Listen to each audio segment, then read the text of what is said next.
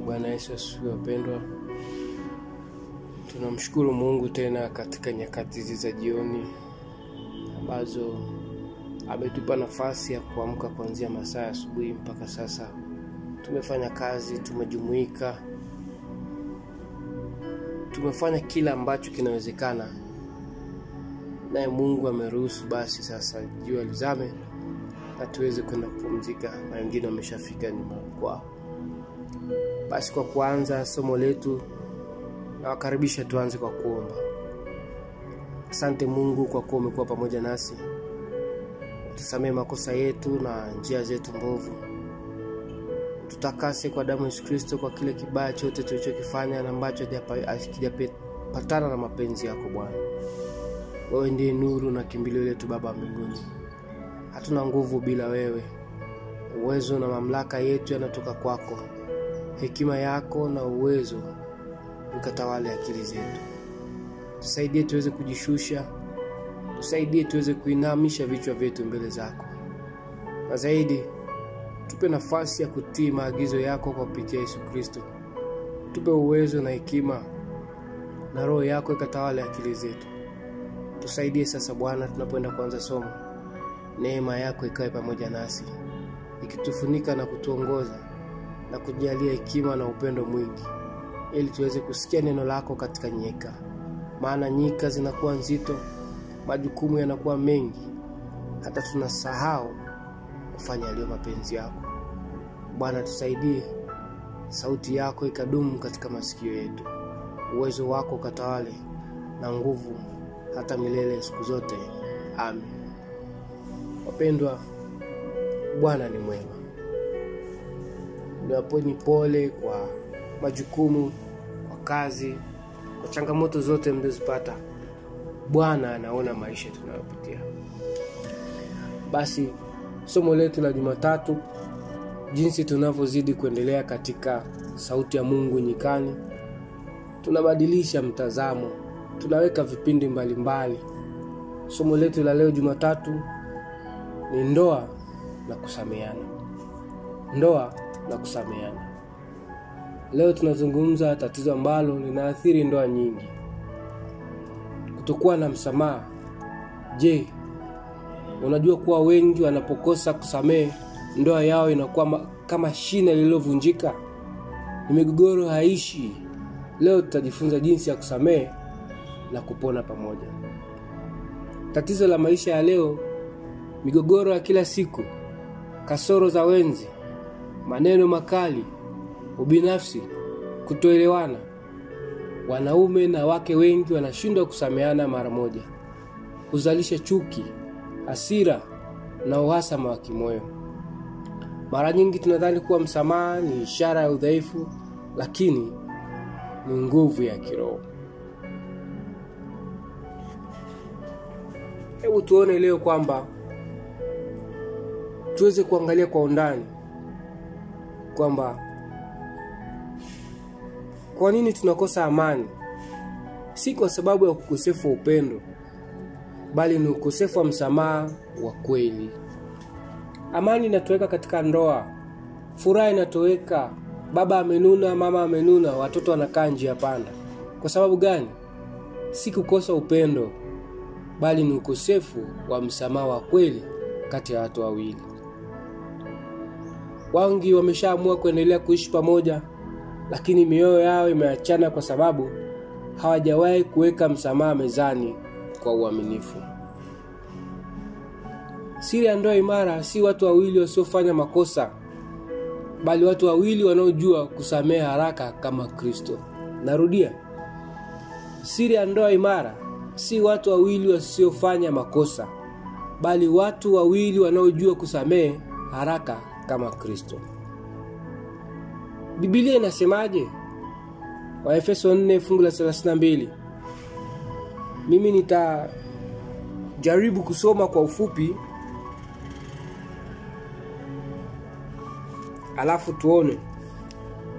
Anasema Waefeso 4:32 anasema, tena iweni wafadhili ninyi kwa ninyi, wenye huruma, mkisameheana kama na Mungu katika Kristo alivyowasameheni ninyi.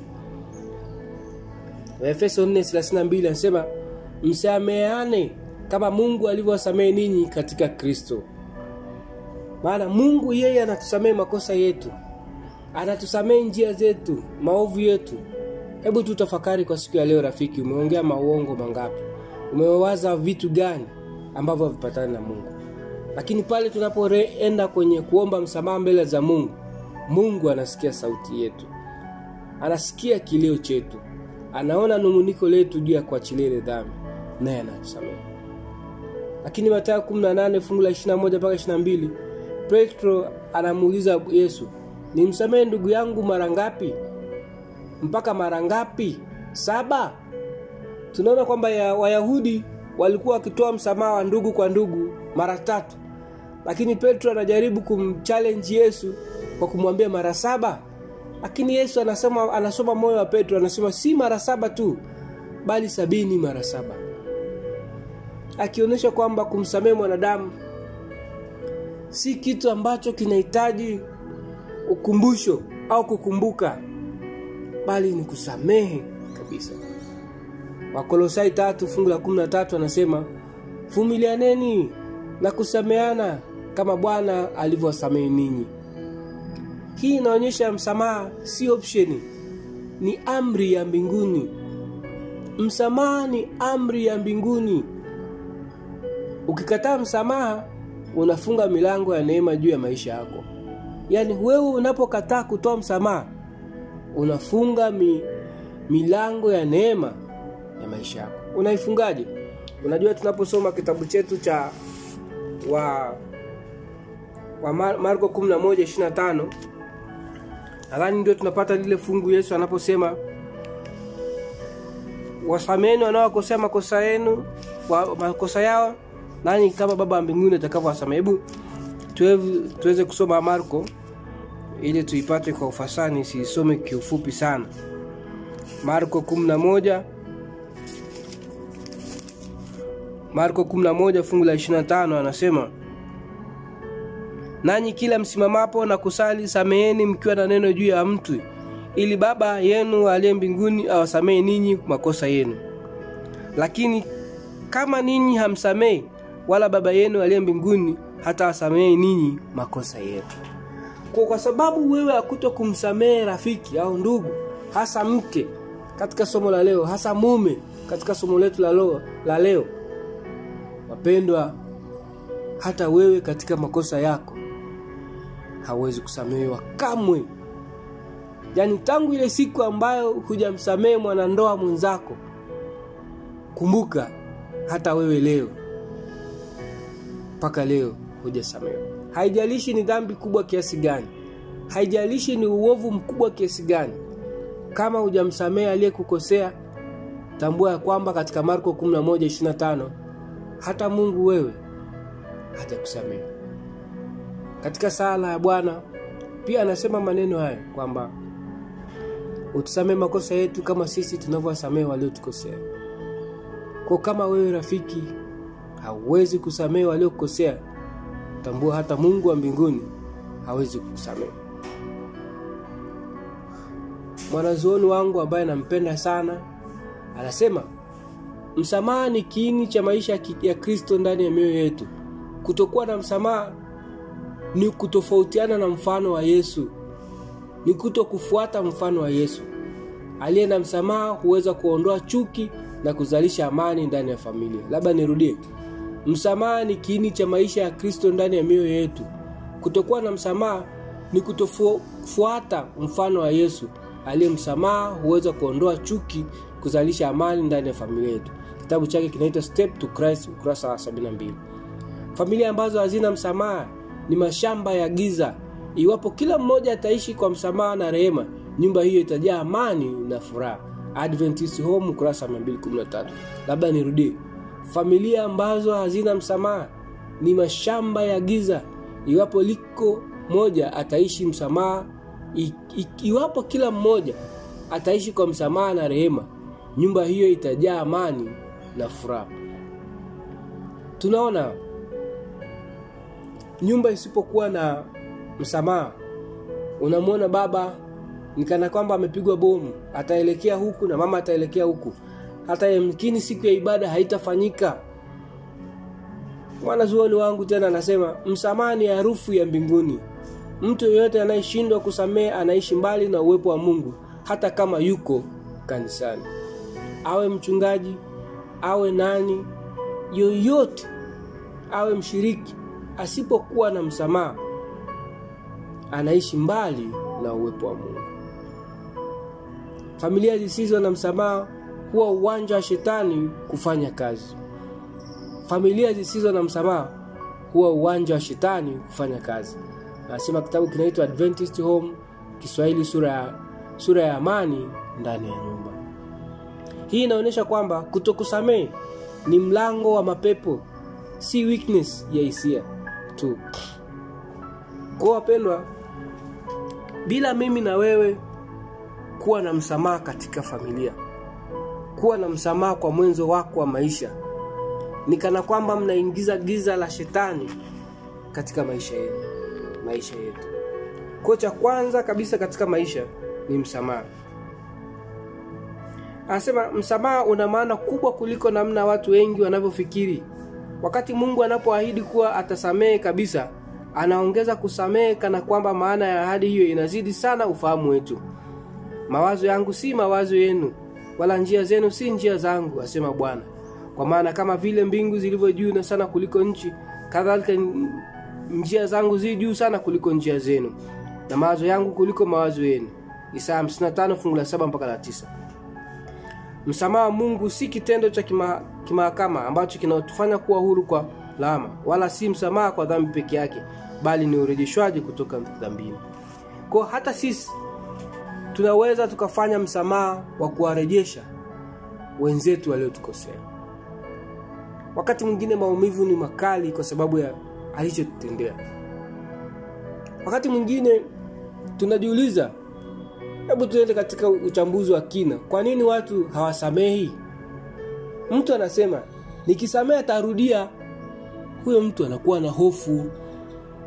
Sitaki uone kama mimi ni mjinga. Mtu huyo ana kiburi kwa sababu hataki aone kama mimi ni mjinga kwamba nimemsamehe. Mimi nishajitoa sana, sasa basi.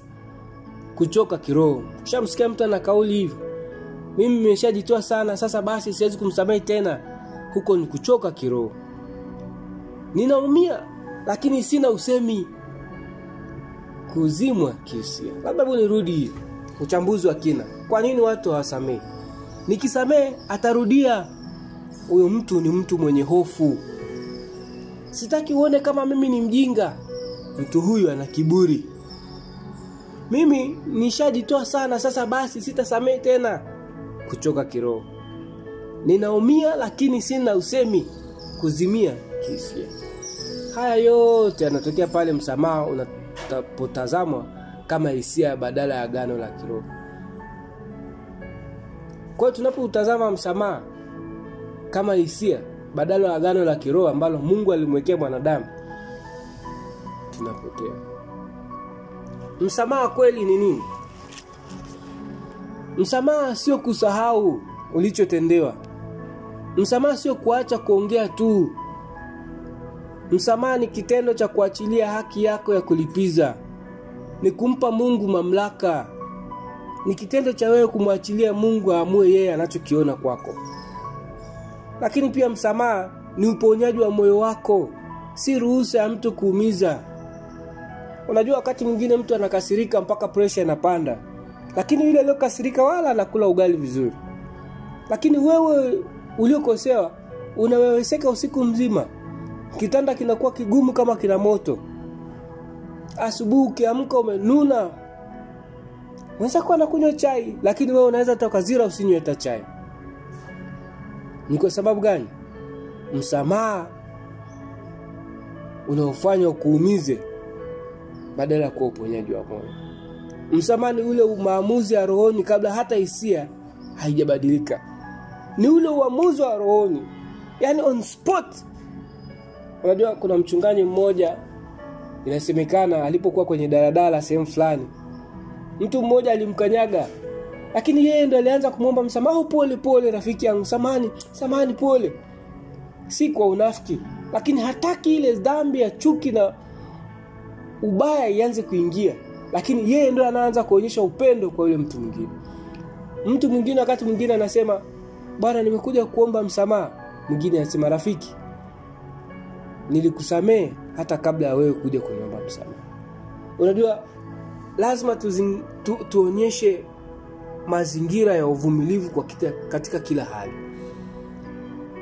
Maisha ya Ukristo, ili tuweze kuisikia sauti ya Mungu, ni lazima tuwe wavumilivu na wastahimilivu sana. Katika maisha ya ndoa na familia, wapendwa, tunahitaji uvumilivu, tunahitaji tumaini, tunahitaji amani ya moyo. Wakati mwingine nilikuwa katika darasa langu la kujifunza Biblia, nikawaambia wenzangu, wapendwa, wakati mwingine mambo ya familia katika nyumba unaweza ukawa unaona lakini jidai kipofu kama uone. Lakini unaweza ukawa unasikia maneno yanayoongea yanakukera lakini wewe jidai kiziwi.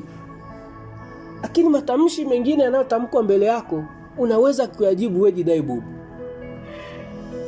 Ili kana kwamba uokoe familia, ili kana kwamba usiruhusu nyumba iwe blanketi la mapepo, iwe lango la mapepo. Vijana wanasema ni ngumu kumeza, lakini inabidi tumeze. Katika matendo ambayo tunaweza tukayafanya, hebu kaa kimya mbele za Mungu. Sema, nimeumia, lakini si mimi nataka kushinda, ni wewe Yesu nishindie. Mtu asiye na msamaha hawezi kuomba maombi ya nguvu. Katika moyo wake kunakuwa na doa. Wengine wanasema kuna kitu nakisikia kinanikaba kwenye koo ninapokuona. Weka mezani mazungumzo ya kweli. Unapokaa na mwenzako, weka mazungumzo ya kweli, sio malalamiko, bali ukawe ukweli wa uponyaji. Ukawe ukweli wa uponyaji, wapendwa. Fanya maombi pamoja. Si lazima maombi yawe marefu, ila ya kweli. Na wakati mwingine, ili tuweze kuzishinda tabia hizi, tunapaswa kukumbuka rehema za Mungu. Tunapofanya makosa, Yesu anatupatia msamaha. Hivyo pia tunapaswa kuwapa wenzi wetu msamaha. Pia tenda haki. Ikiwa kuna kosa halisi, tafuta suluhisho halisi, kuomba msamaha, kurekebisha kitendo. Na ili muweze kumshinda shetani, fanyeni maombi pamoja. Mume na mke wakubaliane kuomba pamoja. Hii huunda spiritual altar ndani ya ndoa. Inatengeneza madhabahu ya kiroho. Ekeni msimamo wa kiroho. Amua mbele za Mungu, leo ninaamua kusamehe kama Bwana alivyonisamehe. Tambua tatizo lako, maneno yako, fikra zako ambayo yanakufanya ushindwe kusamehe, yakabidhi mikononi mwa Bwana. Narudia kwa kusema kwamba familia ambazo hazina msamaha ni mashamba ya giza. Iwapo kila mmoja ataishi kwa msamaha na rehema, nyumba hiyo itajaa amani na furaha. Mimi niatie moyo tu katika siku ya leo, wapendwa, kwamba tusipokuwa watu wa kutoa msamaha, tusipokuwa watu wa kujaliana, kuona kwamba mwenzangu amedhoofika katika kutenda kosa hili, basi nimsamehe, nyumba zetu zitakuwa ni nyumba zenye changamoto sana. Ugomvi hautakoma, maana kila mtu amenunda kwa sababu ya dhambi na kovu ya yale makosa ya mwenzake. Hebu tukumbuke Yesu yuko msalabani, anamwambia yule, anatamka, anaongea na Baba, anasema, Baba, wasamehe kwa kuwa hawajui walitendalo, au hawajui walilotenda. Wakati mwingine ombi la Yesu likawe langu na lako. Mtu amekuumiza, mwambie Baba, msamehe kwa kuwa hajui alilotendea. Hajui jinsi gani ulivyoumia, lakini muombe Mungu msamaha, na wewe katika moyo wako kubali hali ile na uweze kumsamehe. Mungu atusaidie sana. Mungu atuongoze pale tunapojenga hatua za kusamehe wengine, na hasa pia kujisamehe sisi katika mioyo yetu. Wengi wanaugua pressure, wengi wanaugua asas, wengi wanapata hata tatizo la akili kwa sababu ya kutokusamehe mambo madogo madogo. Bwana atuongoze sana katika maisha yetu katika siku ya leo. Bwana awabariki, awalinde, awajalie amani ya moyo na upendo mwingi katika roho zetu, zaidi uvumilivu ukadumu katika maisha yetu. Tunaomba hayo yote Bwana akayashike katika mikono yetu na akatuongoze katika Kalvari, na hasa tukatazame msalaba kama sehemu ya wokovu wetu na wengine pia. Basi tuweze kuomba kuhitimisha somo letu la leo. Nasema, Mungu, najua tumeumia, lakini leo tunakataa kuwa watumwa wa kutokusamehe. Tunafungua mioyo, tunakuita uingie Bwana. Tupe nguvu ya kusamehe. Nimekuumiza, msamehe na akusamehe pia. Tunafunga mlango wa shetani kwenye ndoa yetu. Tunakaribisha uwepo wako, ukazidi kutubariki, ukazidi kutuongoza, ukazidi kutujalia uvumilivu na hasa zaidi upendo. Tupe nafasi ya kuchukuliana mizigo. Tupe nafasi ya kuona udhaifu wa wenzetu tukaubebe. Tupe nafasi ya kubebeana nira na tutembee pamoja. Bwana utuongoze, utulinde katika maisha yetu. Utupe hekima, kwa kuwa upendo ni wako, na nguvu ukazidi kuwa pamoja nasi katika Yesu Kristo. Amen. Wapendwa, Mungu awalinde, awajalie hekima na busara katika maisha yenu yote katika Yesu Kristo. Amen. Karibuni katika somo la kesho, linaitwa wokovu. Bwana awalinde katika Yesu Kristo. Amen.